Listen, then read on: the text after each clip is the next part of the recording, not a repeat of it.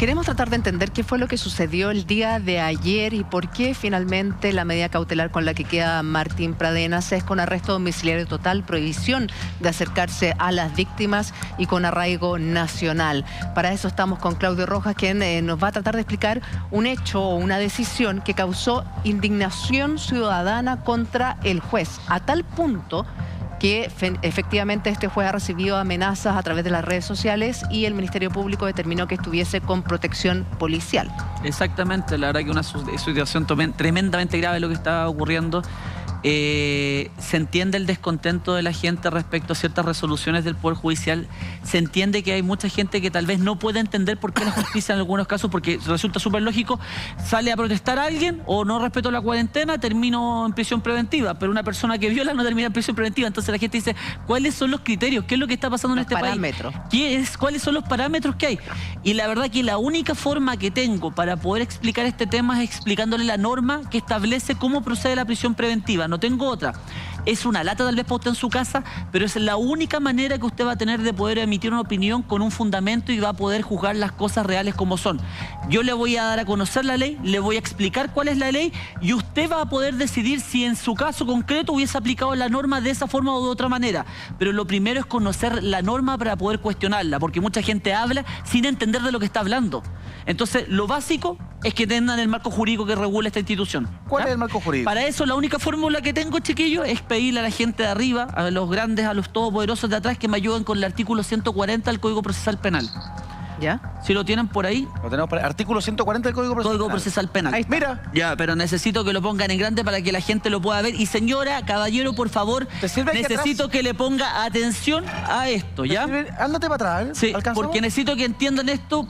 El 140 está premunido de 3 letras y después de varios incisos, ¿ya? Pero la verdad es que no se compliquen en entender las letras. La letra A y la letra B son los presupuestos materiales que llaman jurídicamente, pero se lo voy a explicar bien en simple. Siempre, para que proceda la prisión preventiva de una persona, se tienen que cumplir todos los requisitos que aquí señalamos en el artículo 140. Ojo, los únicos indispensables son la letra A y la letra B. Después van a entender que la letra C en adelante son otros elementos que debe tener en consideración, que se llaman los presupuestos, o sea, la necesidad de cautela, que son otros elementos que debe tener en observación el tribunal para decretar la prisión preventiva. ¿Cuál es la B? La primero es que existan antecedentes que justifiquen la existencia del delito que se investiga. Eso quiere decir que un juez lo primero que tiene que saber es que si estamos hablando de un delito de violación, tiene que tener antecedentes en la carpeta, tiene que tener fotografías, peritaje, declaraciones de testigos que le digan, hay una persona que fue violada, hay una persona que fue asaltada, hay una persona que fue muerta, tengo el cadáver con el cuchillo enterrado. Ah, se cometió un delito. Tenemos la letra A. Luego pasamos a la letra B, que existan antecedentes que permitan presumir fundadamente, ojo, presumir fundadamente. Eso que no quiere decir que está acreditado el delito, que ya sepamos quién lo hizo, sino que solamente presumir fundadamente que el imputado ha tenido participación en el delito. Presumir fundadamente quiere decir que el juez solamente tiene que entender que a mí me huele que esta persona lo hizo, a mí me tinca que esta persona lo hizo. Claro, porque si supiera exacto que él lo hizo, lo tiene que condenar, po. Claro. No se da en este debate previo a la prisión preventiva. ¿Se entiende? Sí. Ya. Y aquí, por ejemplo, es donde el juez de garantía reclamó, la letra B, el hecho de la... ¿Se acuerdan que hay una violación? Eran 6 delitos. Sí. De los 6 delitos teníamos 2 violaciones y 4 abusos. ¿Ya? Los 4 abusos, 2 abusos se declararon prescritos, que podemos hablar de eso, que están mal declarados también la prescripción en ese caso y que también es materia de la apelación. ¿Ya? Pero está mal declarada la apelación. Pero quedaban unos abusos, una violación y la violación de Antonia. Respecto a los otros delitos, el juez lo que dijo fue que el Ministerio Público no le había acompañado antecedentes suficientes para poder establecer que estos delitos realmente se habían cometido.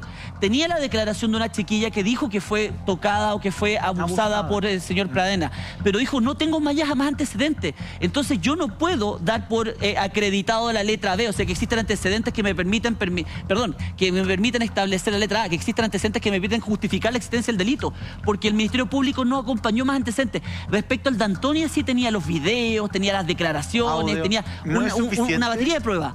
¿El caso de Antonia no es suficiente? Es que tranquilo, es que con un puro caso tú no puedes hacer verdad que los otros casos son ciertos. Cada caso se debe probar todas las letras. Y eso fue lo que dijo el juez.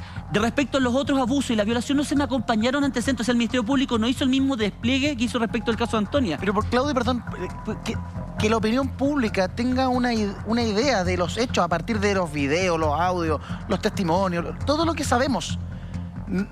o sea, yo lo que pregunto es, ¿acaso la opinión pública sabe más que ese juez para determinar una cautelar? Es que supuestamente el Ministerio Público debería haber entregado todos esos antecedentes, no solo de lo de Antonia, que lo de la Antonia es lo que ha visto todo el mundo, sino que estamos hablando de las chicas B, A y C. Y esas chicas son las que eventualmente no se tienen mayores antecedentes respecto de lo que les pasó. Se sabe, según ella, que una declara que fue violada, otra que fue tocada a los 13 años, otra que... Se saben cosas generales, pero no hay ninguna prueba en la carpeta de investigación que permita establecer si realmente esas declaraciones son verdaderas o no. Pero por y eso... ahí es donde el juez cuestiona y dice, chuta, Ministerio Público, si tú no me entregas estos antecedentes... Pero el caso de Antonia por sí solo no constituye un delito... Que tranquilo, por el caso de Antonia es que se apeló. No, por el caso de Antonia es que se concede la cautelar de arresto domiciliario total. Pero es que ahí como que no... Es que ahí nos falta la parte de abajo, pues nos falta seguir estudiando para no enredar, efectivamente habían 6 casos. ¿Sí? Entonces lo que hace el juez es no lo juzga todo junto. Primero 2 los declara prescrito. Claro, y de los 4 que quedan te dicen, hay 3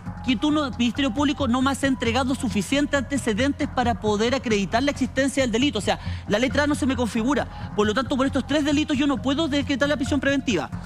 ¿Qué es lo que sigue? Ya hablamos entonces que tiene que haber un delito, que tiene que haber una participación fundada. Y en la tercera comenzamos a ver la necesidad de cautela, que es que existen antecedentes calificados que permiten considerar la prisión preventiva, que es indispensable primero para el éxito de las diligencias precisas y determinadas de la investigación. Ya. Y aquí es donde muchos abogados alegaban y decían, la letra C se justifica porque Martín Pradenas lo que hizo fue destruir las fotos, borrar los videos, meter el celular, romper el celular o esconder información, mentir a las policías. Entonces decían, como él está obstaculizando la investigación, debe proceder la prisión preventiva. Y el juez, ¿se acuerda en el videito que le acabamos de poner? Dice, oye, no tengo ninguna prueba que me permita establecer que quien borró la foto fuera el señor Pradena, claro, que quien compró el celular y lo metió fue el señor Pradena, porque parece que dice la mamá que declaró que lo hizo. Entonces el juez dice, con los antecedentes que ustedes me han presentado, yo no tengo la prueba para poder dar por acreditada la letra C. ¿Se dan cuenta que cuando lo llevas a la realidad se pone compleja la cosa? El inciso siguiente también te dice que va a tener que ser decretado innecesariamente cuando existe sospecha grave y fundada de que el imputado pudiera obstaculizar. Si el tribunal deberá considerar que especialmente alguna de las circunstancias siguientes, la gravedad de la pena asignada al delito. Ya. Estábamos hablando de que cuando son varios delitos, todas las penas se podían haber sumado y llegabas a una pena que obviamente llegáis como a los 15 o 20 años. Pero al haber declarado la prescripción de 2 delitos, al haber considerado que los otros 3 delitos no eran considerables para la prisión preventiva, solamente quedaba la violación de Antonia. Y la violación tenía una pena que va de los 3 y 1 hasta los 15, dependiendo de ciertas agravantes y ciertas cosas que va jugando la escala. Ya. Pero, en principio, la gravedad del delito no te daba por sí sola, en este caso, para poder decretar la prisión preventiva. Así que no lo puedo creer. Y el número de delitos que se le imputara. El número de delitos en un principio eran 6. Se eliminaron 2 por prescripción, se eliminan 3 porque no se pudieron acreditar por el Ministerio Público, te queda la pura violación, te queda 1. Pero Claudio, perdón. Entonces das cuenta que al final tú vas siguiendo la norma y te vas dando cuenta que el juez como que parece... No, lo que pasa ahí la norma está mal. En estos casos hay la norma que yo creo que está mal. ¿Por qué? Salgámonos del caso de Antonia y de esta persona Pradenas. Ya. Un violador que es llevado a un tribunal por un solo caso, en donde todavía el Ministerio Público no aporta los antecedentes, se va para la casa porque la pena no es tan alta, porque no están los antecedentes, y ese tipo puede seguir atacando mujeres. ¿Eso piensa la justicia? ¿Eso escribieron en Valparaíso? Más que la justicia es el sistema en general. Si el Ministerio Público no puede acreditarte la existencia del hecho punible, la participación, presumir la participación del individuo y tiene otro antecedente, el gallo va a pegarse el desfile y es lo que ustedes conocen algunos como la puerta giratoria. No es que sea puerta giratoria, es que la ley tiene un estándar muy alto de exigencia para poder privar a alguien de libertad. No es llegar y tomar un individuo, mandarlo topón patada para adentro, va a la cárcel. Se tienen que dar muchos estándares que son estos, y por eso que la gente tiene que entender esto para que vean lo complejo que es que alguien quede en prisión preventiva. La Connie quiere preguntar desde la casa. Connie. Estoy tratando de entender, y yo creo que es lo que le pasa a toda la gente que está en su casa, que no logramos entender. Porque otra de las razones que dijo el juez era la intachable conducta.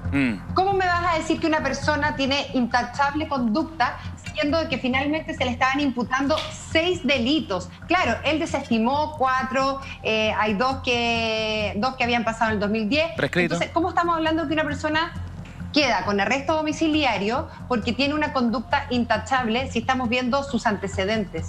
Lo que pasa es que la irreprochable conducta anterior lo que hace es modificarte esto. ¿Yo te acordáis que te dije la pena va de los 3 años y un día a los 15? La intachable conducta anterior o la irreprochable conducta lo que hace es bajarte la pena.